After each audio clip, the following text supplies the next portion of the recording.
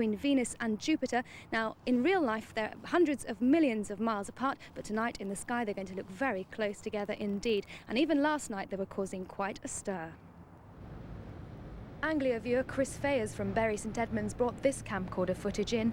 The sight prompted a flurry of calls to Anglia News reporting odd lights in the sky. Tonight, sometime between now and 7:30, Jupiter and Venus, which are really hundreds of millions of miles apart, will apparently merge together in a spectacular optical illusion as they pass in front of each other. It's a rare event. The last time was February 1975. The planetary phenomenon is thought by some scientists to be the same event which created the Star of Bethlehem 2,000 years ago. Well, joining me now is one of the region's most enthusiastic astronomers, Peter Ingram from the Cambridge Astronomical Association. Peter, should we be getting excited about this? Well, I think so, yes. You know, these things don't happen that often, and it brings everyone's attention up to the sky, and it shows you how dynamic the universe is as well. We tend to think that it's just sort of an inverted saucer with, you know, dots stuck on the inside, and nothing really happens. But you can see something's actually happening now. This wasn't here a couple of nights ago. It'll be here for about another week or fortnight yet, but nonetheless, yeah, you see these two very, very bright objects side by side, and it's interesting. Where should we be looking to get the best view? Well, have a look in the west. Follow the bit where the sun sets, go in that general direction, take a line from where the sun has already set to the moon. You can see the moon up there now. Straight line in between the two of them, and a little bit up from where the sun set, and you should see both of them.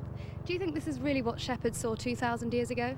Well, probably not, but maybe something like this. I mean, there's no real reason why it shouldn't be this. We don't actually know the date when December the 25th, as it were, was at that time. If we did, it would be easy to be precise. But it could possibly be. Why not? Yes, it's certainly this sort of heavenly event.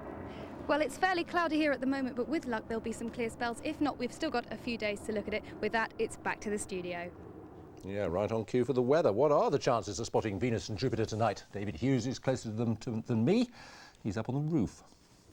Well, we are going to have some clear spells tonight, so the clouds should part here and there to give a tantalising glimpse of the night sky. We should see a bit of Jupiter and Venus, but the problem is the further west you go, the more cloud there is. If we take a look at tonight's weather map, you can see that cloud is pushing in from the west. That's bringing some sleet or snow in the early hours, frosty too and misty by morning.